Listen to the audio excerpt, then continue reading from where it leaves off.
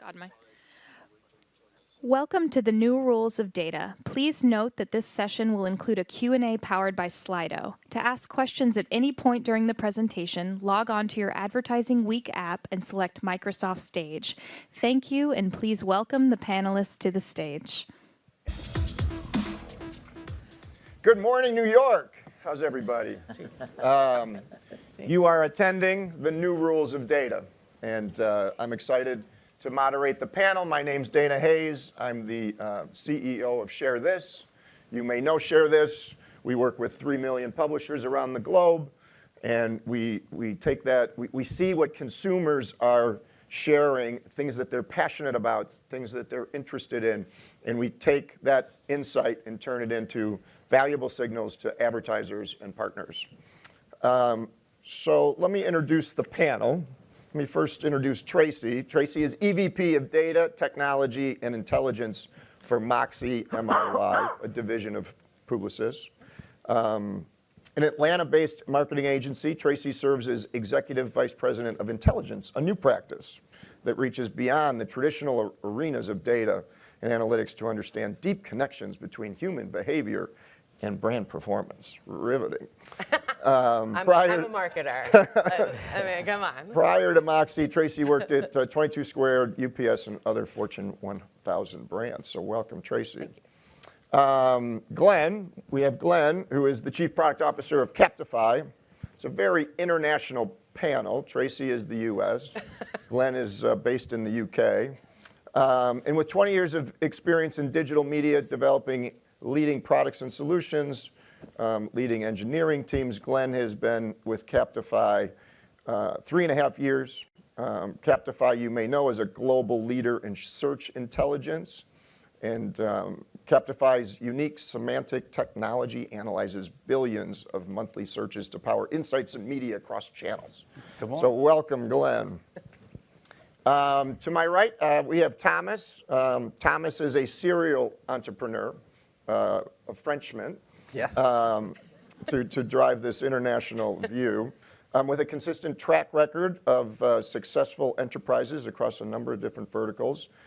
Thomas sold his company BAD to Teads, which is today's Altice Group, and over the last 5 years has been building Ogilvy. And Ogilvy is a technology company specializing in mobile journey marketing.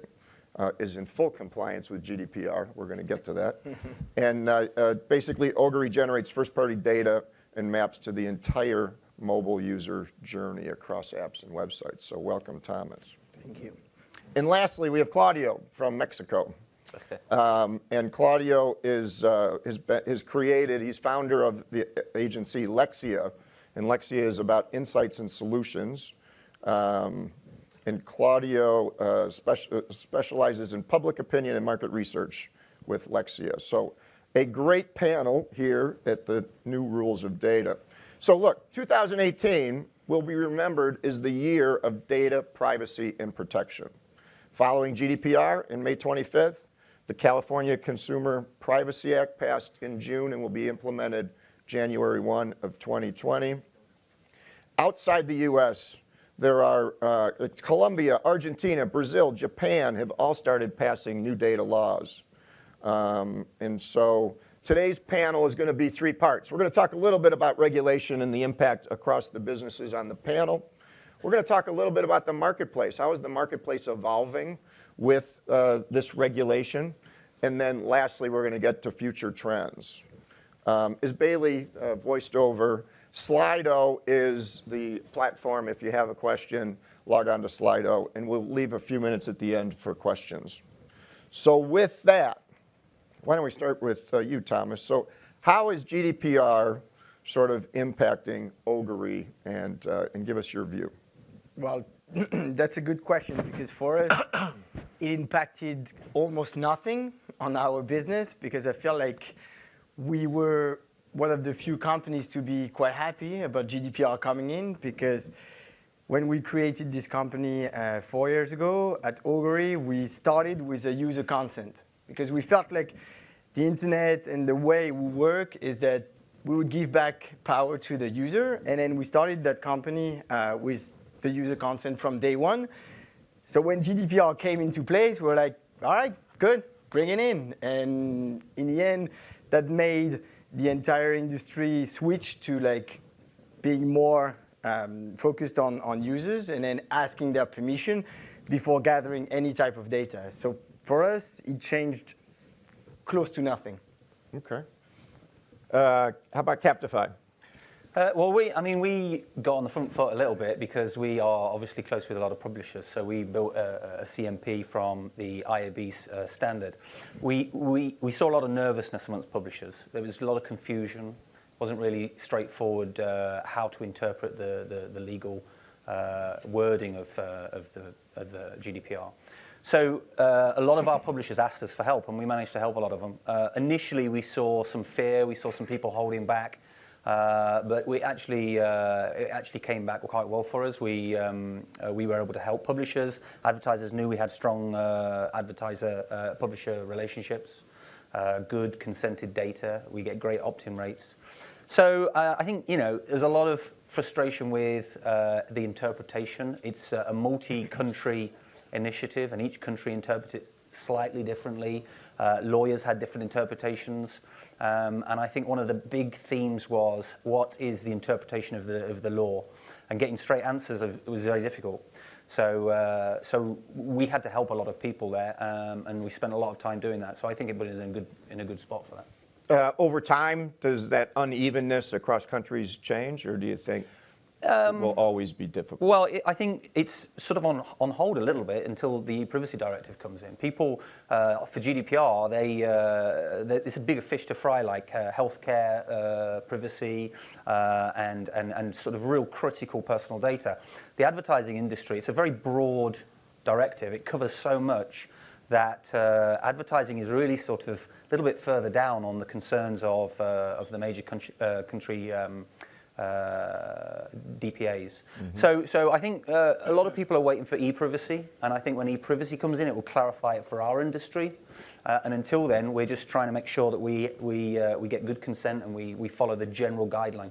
That's great. Claudio, what about, have you seen much GDPR impact in your business? Well, I think that when lawyers enter the room, everybody gets nervous, right?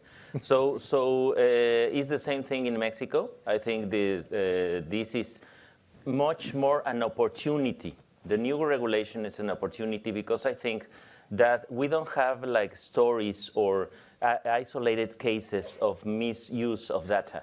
Mm-hmm. So I think we have a wrong culture about managing data management. So maybe this is an opportunity for us to ask for permission for our clients or informants in the case of a research agency and consulting agency. So I think maybe this is more an opportunity than a threat for our business, at least in Mexico. Okay. Tracy, with Moxie, it's more or less, most of your clients are US based. Maybe it's useful. Can you talk a little bit about how your big, medium, and small clients are being affected by the CCPA, the California Consumer Privacy Act? Sure. I'm going to answer it in two parts. First part is GDPR actually affects us in some ways. I'm still part of a global company, right? Publicis. And so 2 hours of training is what every employee goes through to understand GDPR.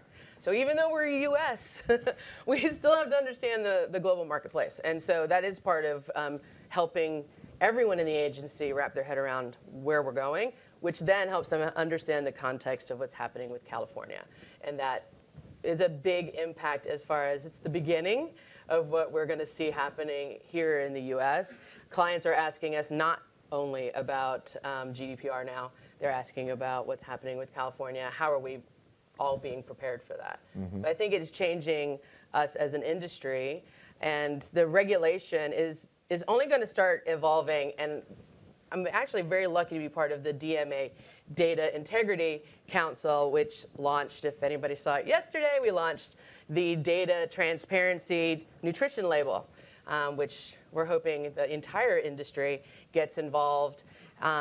Essentially, it's to give transparency of the data that we're all using, marketing, buying in market, and trying to get ahead of regulation and show everyone that us as an industry can regulate ourselves, and you don't have to put such strict regulations on us. So that's maybe a small part what we're trying to do. That's great.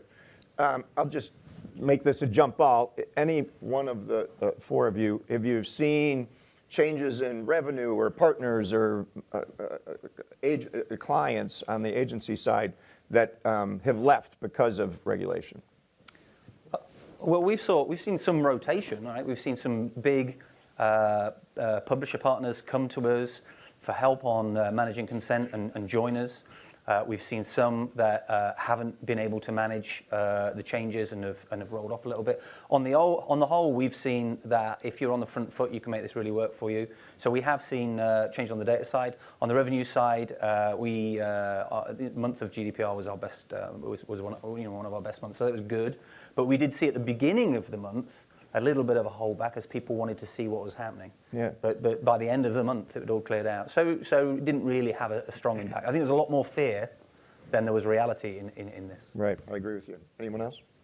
Well, in Mexico, the associations are very worried about this situation. Maybe they want more a self-regulatory approach than the state rules or business, and I think this is good because in some categories, for example, I think bad advertising had bad results for business. Now we have this problem with ad blocking skyrocketing, adapting. It's amazing. In Mexico, it's growing double-digit almost per month because the advertising is so intrusive. So I think it's a big concern in Mexico now. This situation. Very good, very good. Well, let's pivot to sort of the evolving marketplace and how marketers and advertisers and partners are leveraging the new environment for new use cases or innovation. Tracy, maybe you can sort of start with, what are you seeing from a large Publicis standpoint? Sure. I guess I'm in a two-part day. I'm going to do it in two parts again. I think the first, I don't know what's going on this morning. First part is we're shifting more and more to a consultancy, marketing consultants, than what would be considered a traditional advertising agency. So we're consulting on data, not just strategy, but configuration, regulation, governance, and so trying to help our clients really get that in order so that on the other side of this is a better analytical process to start. So I'm part of Publicis, but part of Zenith, a media agency, where the jumping off point would have been targeting. Right. It's no longer that. It's a true analytical process. It's understanding what audiences are, understanding how we persist in an ID, have identity resolution, and really understand that instead of being pervasive with marketing and just beating us over the head with the same message over and over, how do we actually have relevant and contextual experiences that are delightful? Yes. I actually see that trend in the marketplace where over the last number of years, it was all about targeting, leveraging data for targeting. Totally. And I see this shift, at least in larger marketers, that is, let me put analytics first. Let me leverage analytics and then do better targeting. Absolutely. Is that what you're seeing? Absolutely. Great. Thomas, what about you?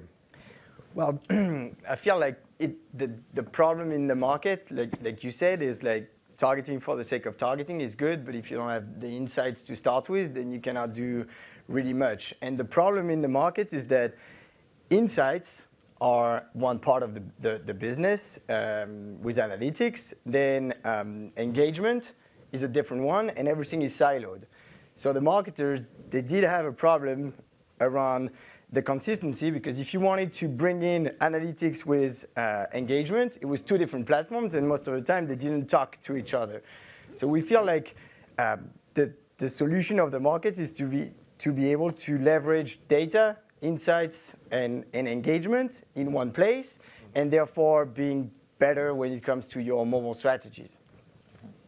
That's great. I guess, Glenn, one of the things that I'm learning is that an innovation in the marketplace that's happening is that these data co-ops, and where different companies have found that either GDPR or otherwise that there's a reduction in consented data, So let's pool our resources in a co-op way.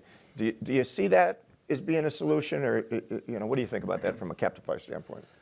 Well, clearly the industry has to work together. Right? You've got heterogeneous stacks, like you've got your Googles, your Facebooks. They don't have to rely on third-party cookies and data. But for innovative, smaller companies, they've got partnerships. They need to rely on third parties. They need a way of communicating.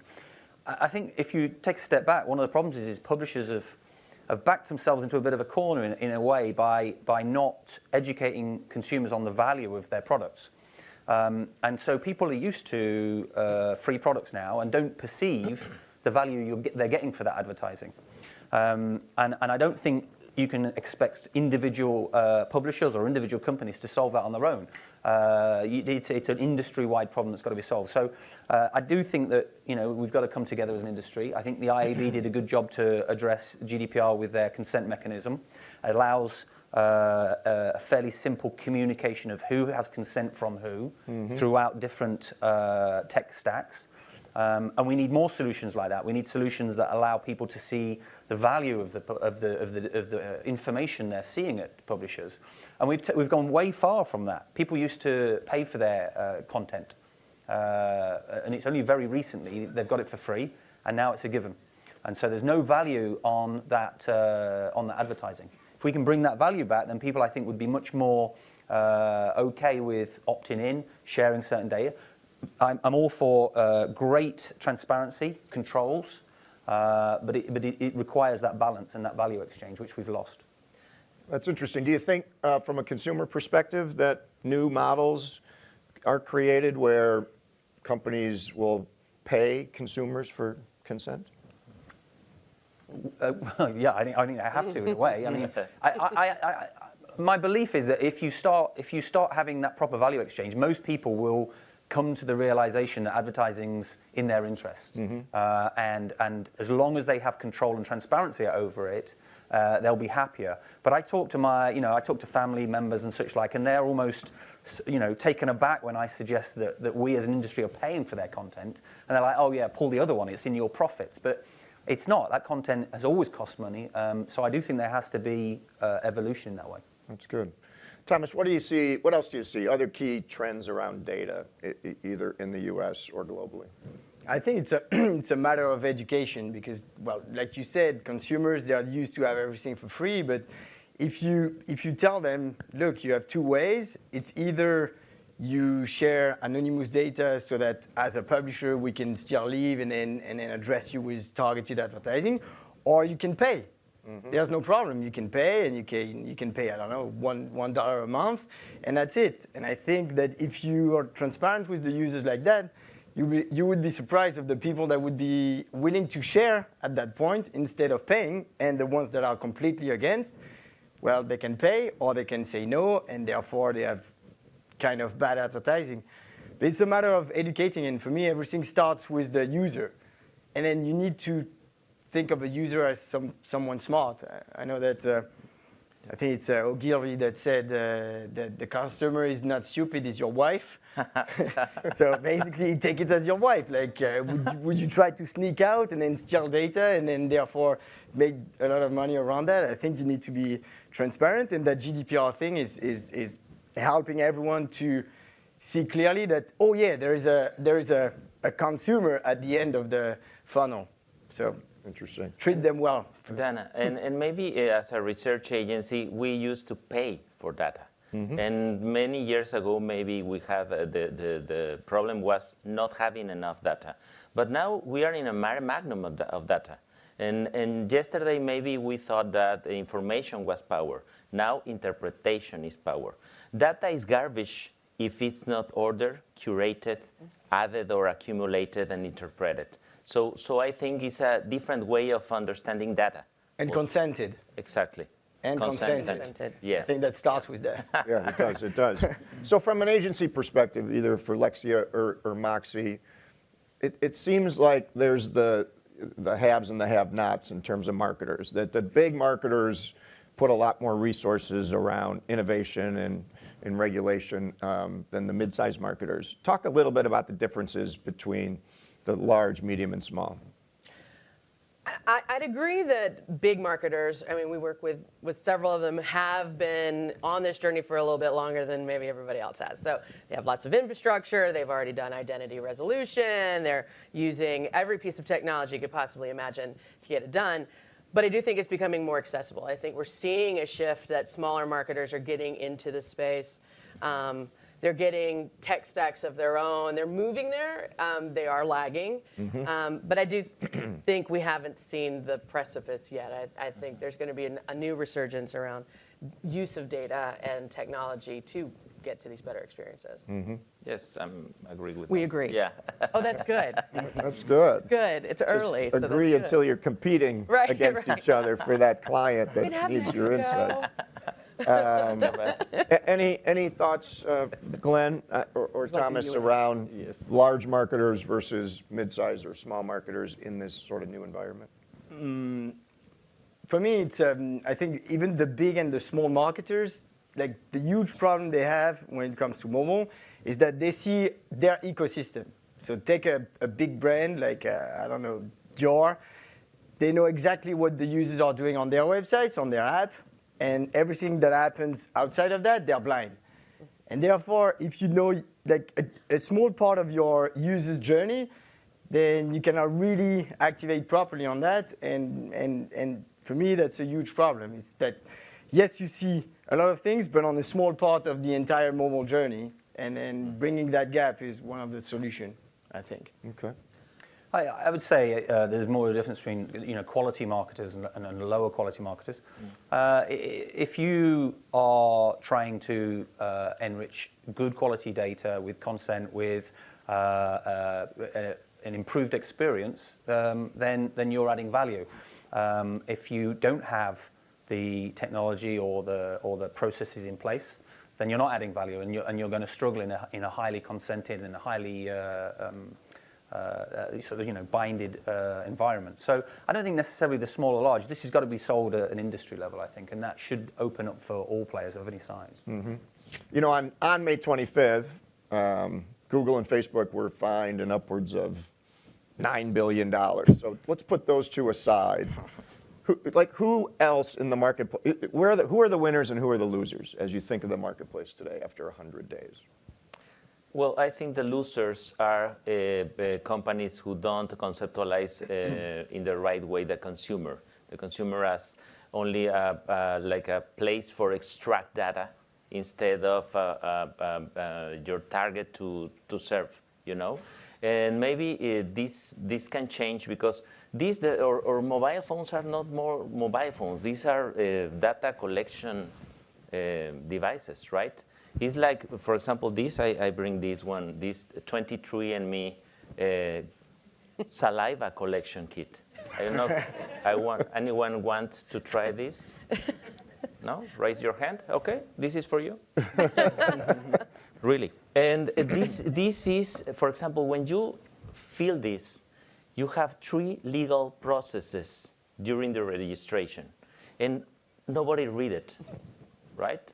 Just accept, accept, accept. So maybe we can work more with our consumers or informants in case of our agencies to teach them and help them to understand the implication of that consents, blind consents, right?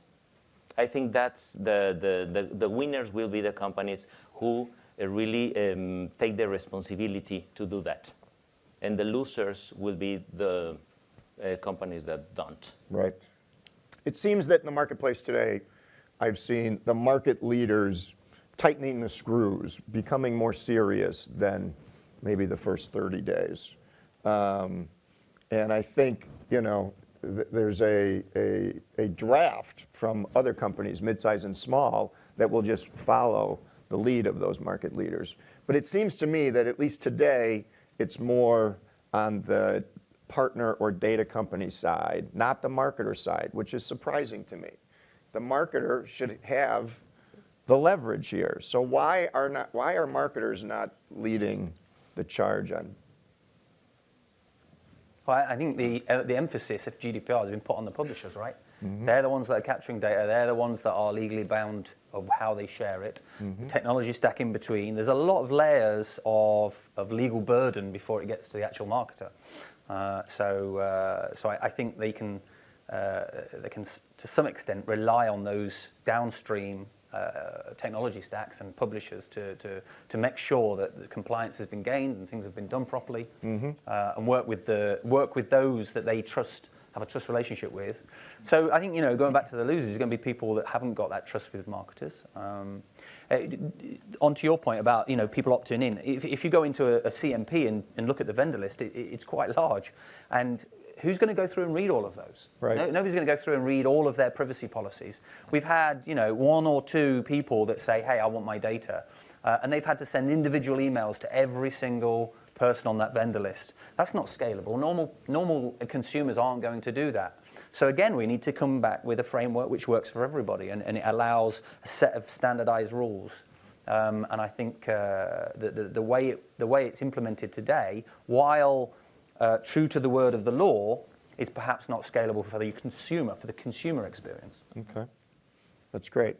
So let's go to part 3, if we could, the future, the riveting future of what each of you think is going to be upon us if we were sitting on the stage next year. Who wants to start? Tracy, you want to start in terms of what are you seeing, other types of data like we were talking about beforehand? Yeah, we talked about other types of data, which was interesting, biometrics and voice, capturing human voice, and how does that start playing a role in what we're talking about? I mean, we're just now trying to get our email addresses under control. It seems overwhelming almost, even as a marketer in an agency who's working with this every day, to then understand what are we going to do with biometrics, what are we going to do with human voice, but then also I thought what we talked about, which was measurement. How do we get better about talking about measurement? More complexity in this work should lend itself to more complexity and measurement, and what is good versus what is what happened. I look forward to more and more of that, actually. Being able to have a great dialogue with my client, who are marketers, who are just as informed as I am about what we're doing here with data. And that's happening. It's a slow shift, but it's happening. Yeah. Thomas, you're a serial entrepreneur. You see things differently than others. What do you see in the future? And you're French. See the matrix.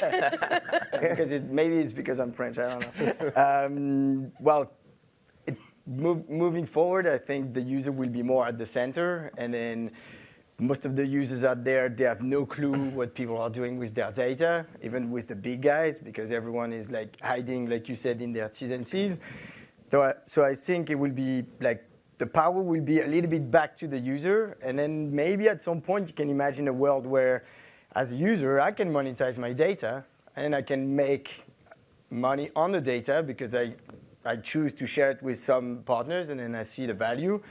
So that can be one start, and yeah, I think the user at the center. Okay. What about at Captify? How will your business change in the future? Well, I mean, we want to encourage industry standards around this. We want to encourage, going back to the value exchange, nobody wants to sign up every single publisher site they go to for microtransactions, for example, or subscriptions. So that's not going to work unless there is sort of a global way of saying, hey, here's the value exchange. Privacy has to be globally managed. There needs to be, I think the consent mechanism is a good start, but I think we need to move further. If you look at, for example, something like SSL on browsers, that's not owned by the browser. It's a certificate that says you have been validated as secure data. Similar concepts like that, where each advertiser can be approved. The consumer can see that it's an approved advertiser or not. They can switch it off if they're not happy with it. They can control what they share with which system. But it needs to be simple, right? And it needs to be set up in an industry standard way. So I think what has happened with GDPR is it's made the industry come together. I think it's just the start. I think it's going to go a lot further, and I hope it does. We'll certainly be encouraging and helping where we can with that. That's great. How about from a marketer standpoint? Are there new use cases that the new regulations and rules create? Oh, I agree with, about this idea of the customer and the user on the center. I think that maybe we will see this change of perspective about thinking in privacy policies, more thinking in the user and not only in avoiding legal problems for the company, you know?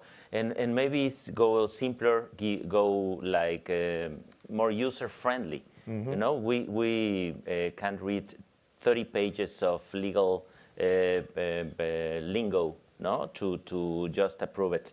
And we all scroll down eternally, no, just to find the I accept button. Right. Yeah. That's crazy today anyway. Okay, how about bold predictions? Let's go down the line. Claudio, why don't you start and then we'll get to questions. Well, I think that the user will be really in charge of his privacy, his face, his voice, you know, his fingerprint, his PIN number. I mean, now I think the control of that is not in his hands. So maybe in the future, we will go to this new stage of IT and a more user-friendly experience dealing with these kind of issues. My turn. Tracy. I'm going to go with, I'd like to see a big surge in second-party marketplace where it's two sets of consenting pools, and those marketers can get together and build a better marketplace than just relying on third-party right now, and then you don't get scale out of your first. So maybe there's a place where we can grow second-party. It's still all the wonderfulness about consent and privacy and governance, but with big brands doing things together. Great. Glenn. I wouldn't say it's a bold change for the future, but it's more of an evolution. I think that, you know, as you said, the consumer is going to get more control. They're going to understand how their data is shared, and that transparency is going to be extremely clear to them. That's the most important thing, is that they know what they are giving up in exchange. More visibility in that value exchange, so what is it they're getting for it? And the industry continuing to come together. I've said this you know, over and over. So this evolution, and I don't think it's going to be, we're not going to wake up tomorrow and everything's changed. We're going to move in that direction as these new laws come in place, and it's going to become a better experience for the consumer, but we're going to remain in an environment where we strengthen that exchange of value. Very good.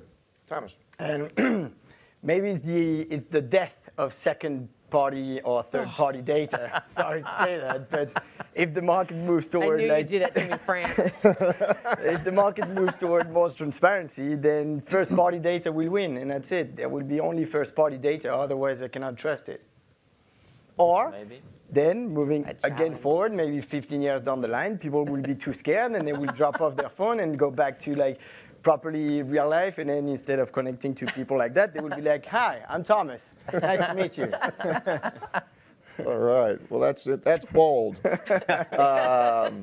a guy who owns a mobile platform, that's kind of bold. So let's take questions from Slido, and then we can open it up to the audience. I guess this is for you, Claudio. What are the potential pitfalls of sharing biometric data, 23andMe, before proper regulations are in place? I think this is a huge challenge for us as research agencies because, I mean, we are like running behind the reality, the business, the people way of consuming and using technology and participating in social networks in digital. So I think the regulation never will catch up the reality. So the only thing I can say about this is run faster. Run faster. Okay, very good. This is for you, Tracy. How do you envision the data transparency nutrition label to be adopted and implemented by the industry? That's an excellent question, whoever you are, Anonymous. Thank you.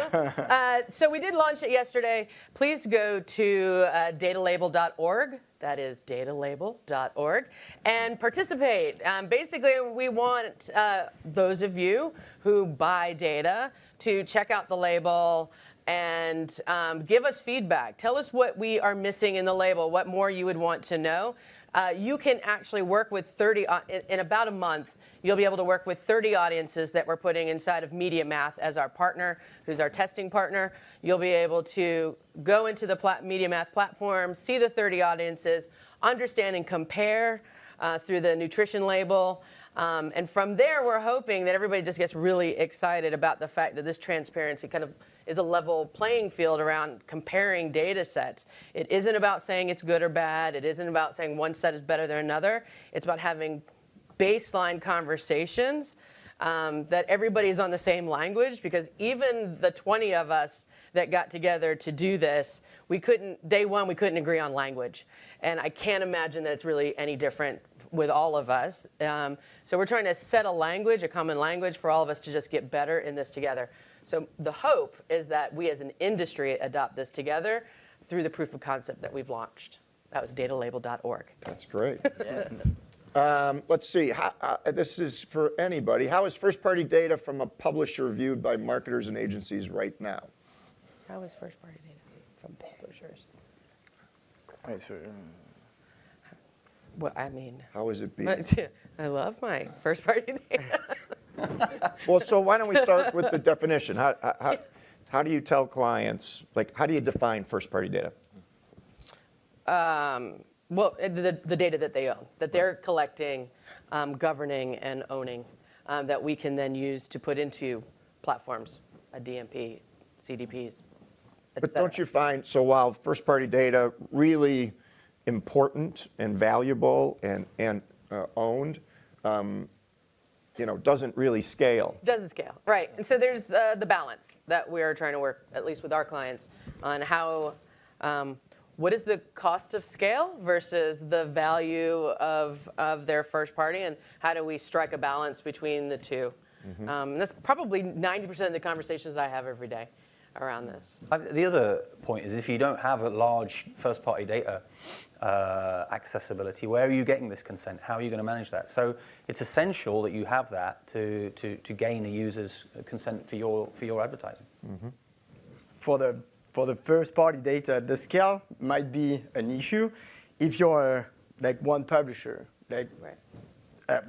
At Augury, what we do is that we create our own first-party data, and therefore everything starts with the consent. And once we have the consent from a user, then we can see the entire mobile journey. And then because we did that for like the last 4 years, we have access to like 400 million users. So then, therefore, you have scale when you generate your own first-party data, and therefore marketers and publishers, they heavily rely on that because it's your own data, like you said. So that's really, really the most important thing, is like to have scale but first-party.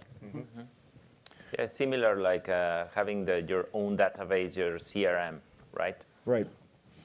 Well, terrific. Well, we are winding down, so I want to thank the audience for your early attendance here in New York City and your great questions. I want to thank my Rockstar panel, so I appreciate all of you guys participating. Have a great ad week, everybody. Thank you. Thank you. Thank you.